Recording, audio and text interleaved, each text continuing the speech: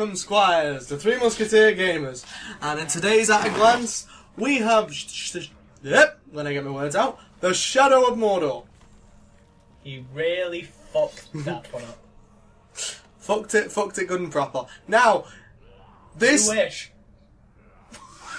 Thank you, Scott!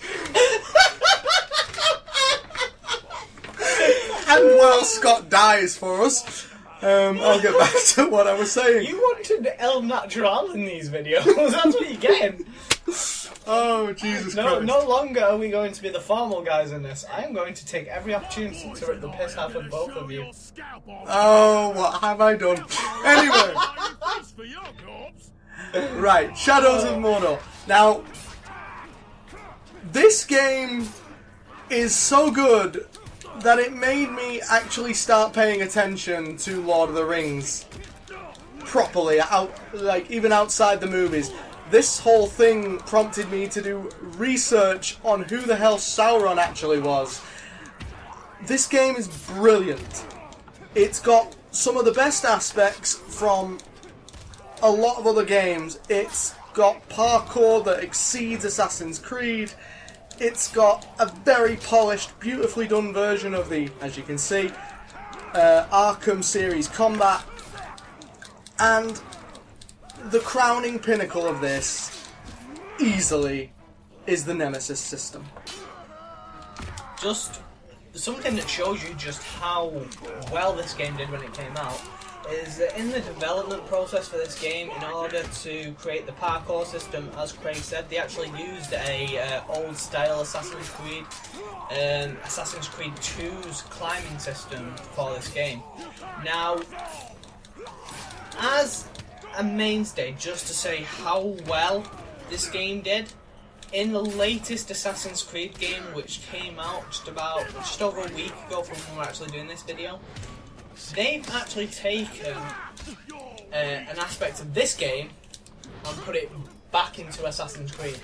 And that is, as you'll probably see just before this encounter, when he saw the war chief there, or the officer, the identifying system, that has been put back into Assassin's Creed. Now, I've talked very briefly here about the Nemesis system, which was the crowning selling feature of this game. I have gotten into a fight that I cannot win right now, because this is a brand new start of the game. This is a new save, the first save for the channel profile.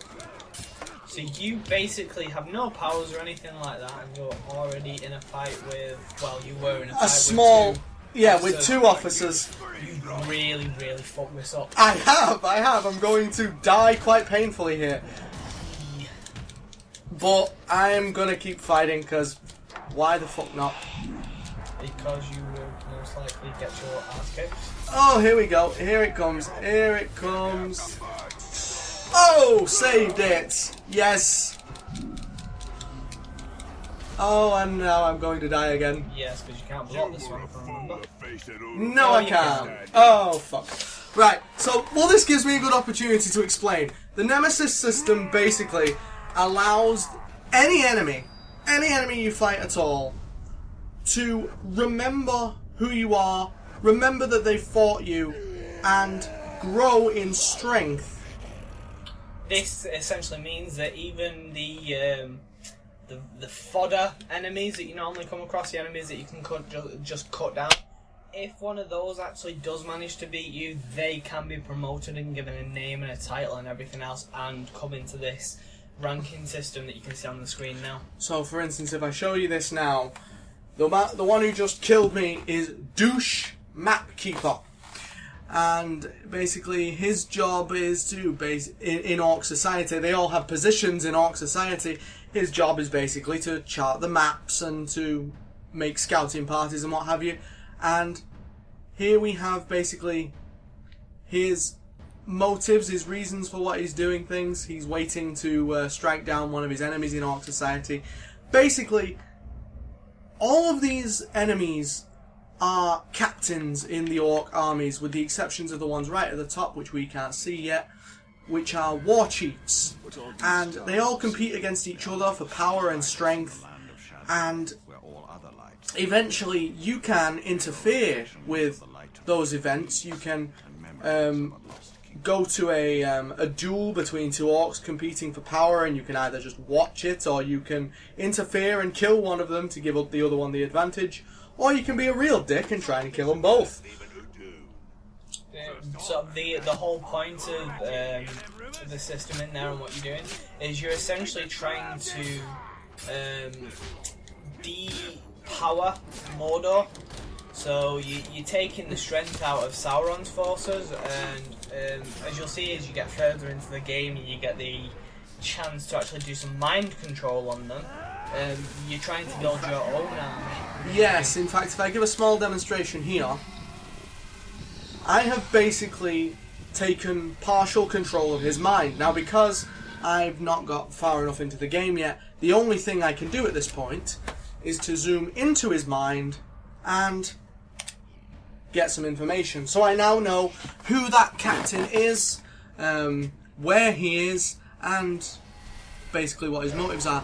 This screen here, which I can't see yet, is basically information about these orcs, because each one of them has their own strengths, weaknesses, fears that you can use to help prepare you for fighting them, especially when you're dealing with the stronger ones who have tons of strength and very few weaknesses. It makes them very difficult to kill. Yeah, you do find as you get further into the game and you get the more powerful captains and war chiefs coming up, that you may come up against a specific captain, a specific war chief that basically have no weaknesses whatsoever. And they are an absolute pain in the ass to try and beat and kill, because there is nothing at all that you can do to weaken them, to make them run away. But there is normally quite a lot of strength that they've got. So, for instance, you come across a war chief or a captain that, although they have no weaknesses, so you can't burn them, you can't say shoot them with an arrow or anything like that to make them flee.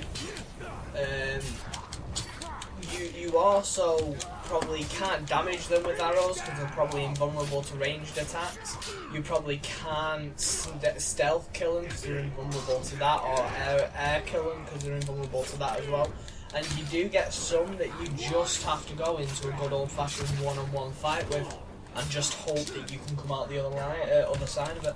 Yeah, but one-on-one fights in this game, what are you talking about? They very rarely exist. Because the amount of people that just swarm you. It is true. It is true. The war chiefs are usually very heavily protected.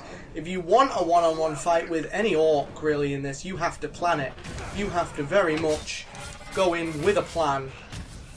Just to cut you off there, you guys probably saw just a couple of minutes ago the orc with that orc just there with the little symbol above its head.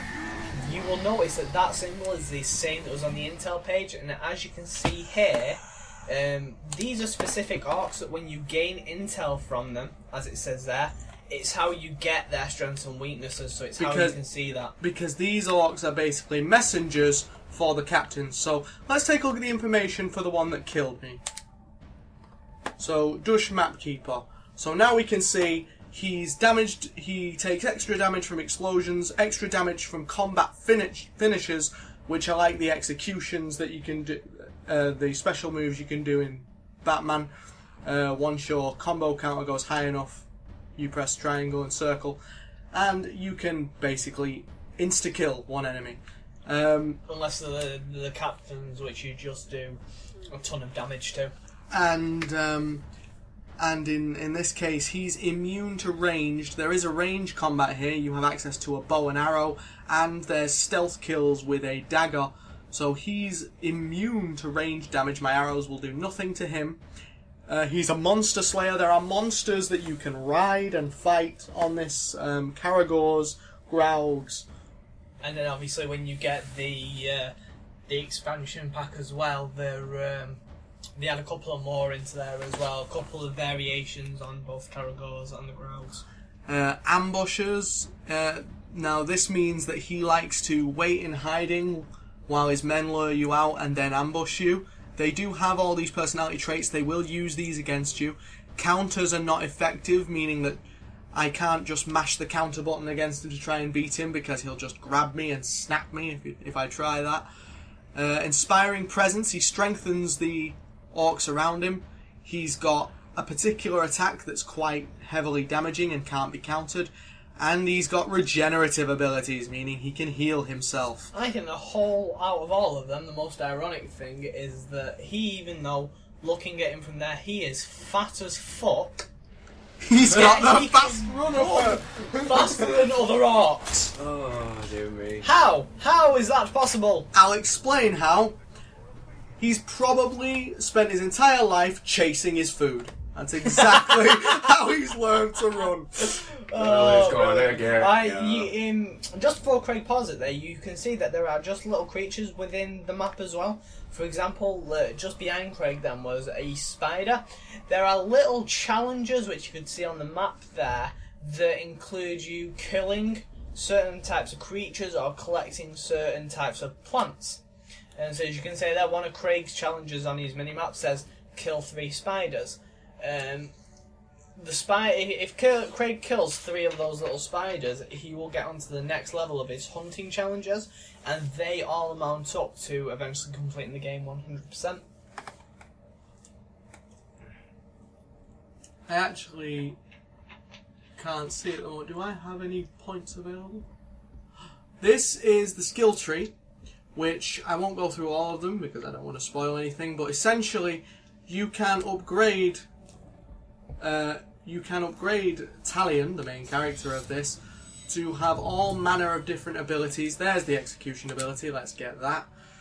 If you go back onto upgrades there, when you've not got any ability points available, it locks. Oh, okay. Once, Is it, for obviously you all won't be able to see this, but I'm actually playing this with no sound, and the mute sign is blocking the numbers, so I couldn't see. But there's a lot to explain in this game. I'm just going to go after the guy that killed me, just to demonstrate my favourite part of the Nemesis system, which is enemy memory. These guys all have specific personalities. I once faced off against someone called Olgo the Poet, who used to recite limericks and rhymes to me every time I encountered him, which, quite frankly, is hilarious. The great thing about the memory system and the Nemesis system on here is that it doesn't just occur when you come up against an orc that has already previously killed you. The great thing about the system on this is when you kill one of the captains, or even maybe, one of the orcs, they're not necessarily dead. Unless you get an animation that completely says that they have died. For instance, you cut the head off or something like that. There's no coming back from that. Yeah, there's no coming back from that. They are not necessarily dead. They're not. You're going to a mission, I thought you wanted to... I did, but unfortunately, the guy who killed me is a bodyguard for the person in this mission. So we're gonna jump into the mission. I'll skip the cutscenes, because again, I'm not giving any gaming spoilers here. We just want to get on with the game. But yes, as I was saying, you can kill a war chief, so you can kill a captain, and they won't necessarily stay dead. They can come back, and they will remember that encounter. But more so than that, they will actually be deformed in a way that is to do with how you killed them. So, if you kill them by throwing them through a fire pit, if they come back, because it's not necessarily that they will, but if they do come back, you might find that half of their face is melted away. Or if you stab them through the neck and they come back, they will have a scar to show it. Yeah. It's a unique system, but it's a brilliant system. It is, and it's one of the reasons why I spent more than 6 months straight on this game, even after I cleared it. I just wanted to play with the Nemesis system, because it genuinely does allow you to make your own enemies, make your own rivals, and it adds a very personal touch to the games. Can't catch you. Oh, crud, he's seen me. And this is where things escalate, because... Can I just make a point here before we continue with this, guys? In the very first video that we did, if you saw that, we did an at-a-glance on Dishonored, where Craig explained that he likes to play games stealthily. Now, on that game, he failed epically. Now he's doing this game, and once again, he's failed epically. That was quite a hilarious glitch! What the fuck was that? I'd like to go on record as saying that's quite possibly the first glitch I've ever had with this game. Oh, only on a video. It is genuinely the first glitch I've ever had with this game, and quite hilariously... As you can see that, anyway, after we go after that glitch, Craig's sword is now shining. And we have that same glitch again. Jesus Christ! What is going on? Just for the record, guys, just to know, this may be due to the fact that for some reason I can't actually download the upgrade, or the update, should I say, for the game. Because even though my PlayStation does have like 30 gigabytes of space left, for some reason it's just refusing to. It's not enough, basically, for all of the updates to get put back onto the game for him. So, but yes, and as you can see, that captain's health there has gone green. That means I am now capable of grabbing it, and captains work a lot like messengers in that you can use them to get the strengths and weaknesses of other captains, like that. So again, we've got someone who's a lot weaker here than the one who killed me. You can see he's got a couple of... In fact, he's got 4 weaknesses there. That means he can be instantly killed. So he's got 4 weaknesses that means he can be instantly killed. Oh, right. Oh, okay. Sorry. I just saw 5. So, essentially what that means is that I can kill him almost instantly any way I want. Yeah. The 5th weakness that you saw there... before we talk about that, this is an example on the rune system in this game. Now, what Craig has collected there, as you can see in the top right-hand corner of the screen, is an epic rune. Which, essentially what these are, is they are ways to enhance your weapons. As I said, you've got 3 weapons in this. The bow, the sword, and your dagger. And you can upgrade each of these with runes to produce different effects. So the one I just got, basically... Oh, hang on. Yeah. Is Fell Voices. So what that says is, recover all focus, that's the slow down time for your bow and arrow, and all health for killing a captain or war chief. So every time I kill a captain now, my health will immediately go to full. Now, killing a captain is no mean feat, obviously, on this game, because depending on the strength of the captain and how many bodyguards he has, it can get dicey, as you've seen by the fact that I died in the first few minutes of this video. And we've got a new mission that comes up on there, but if you want, Craig, we can go to that captain that you wanted to kill earlier on, if you'd like. Yes, we should be able to see him on the map now. There we go. You can actually mark your targets as well. Going on there, you can press square to mark the target. Oh, there we go. I thought I'd done that already. No, you didn't. No, I didn't. But that means that you can now go, you can see the flashing skull, or the skull with a little sonar pulse going on around it. That will show you where that target is, or the area in where that target is. And now these captains are always on the map. Somewhere or another, they are always on the map, so you can just randomly run into them at some point. can, and they're always doing something, like they'll either be eating or they'll be tending to slaves, and it genuinely gives you the impression, which Lord of the Rings, or at least the films, never did for me. They never gave the impression that the orcs were anything other than just soldiers for fodder. But in this, you kind of get the impression of a society from them, and you get to see that they do have personalities and they do think, albeit they're not the brightest things in Middle-earth, but there are actually some of them who are quite clever strategists, and some of them who have genuinely led me into traps.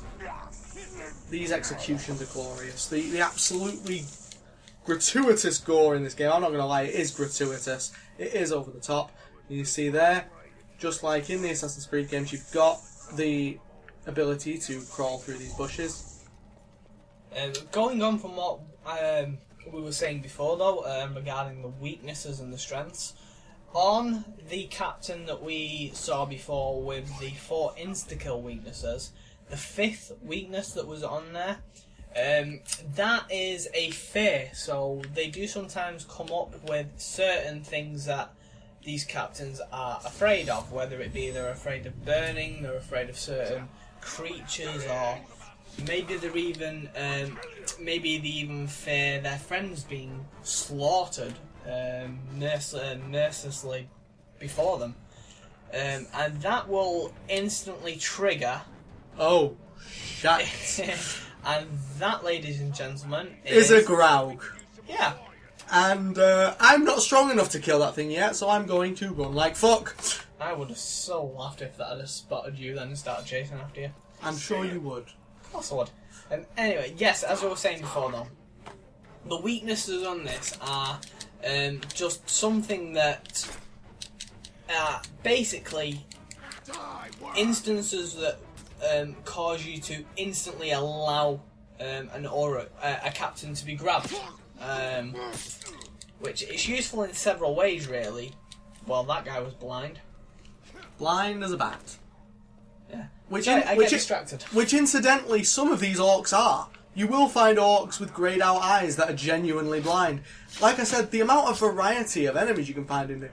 Like, physically, there's not a lot of necessarily difference in how their bodies are proportioned or what colour they are, but in terms of the armour they wear and the things they do, I've just accidentally killed a human slave there. Sorry about that. Meant to be freeing them.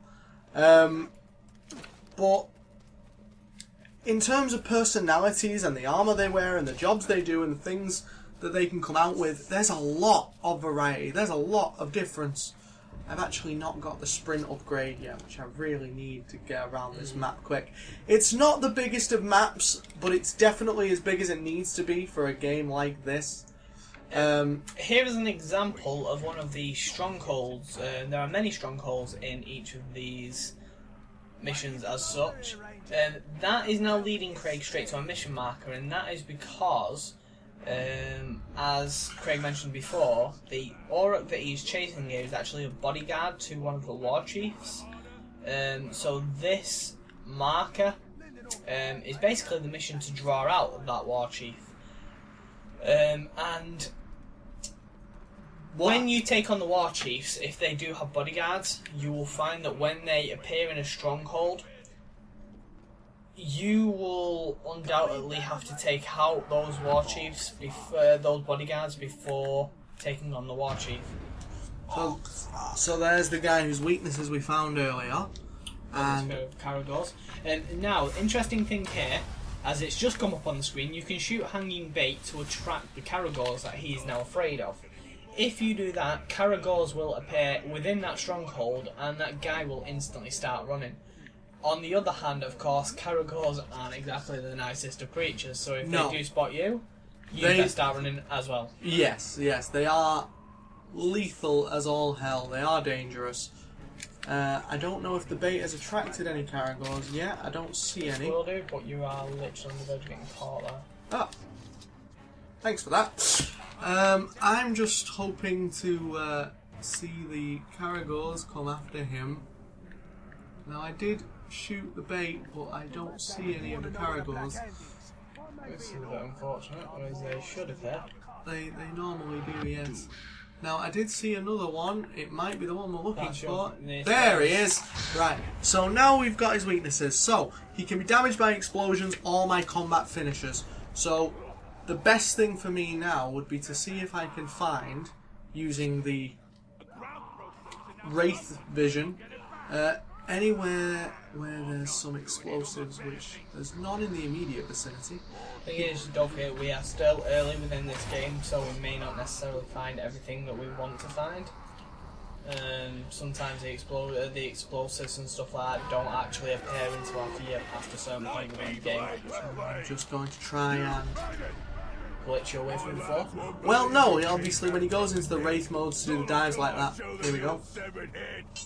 See, and right here he's just commenting on the fact that I came back from the dead, which is actually an in-canon feature of this game, as the character is essentially immortal.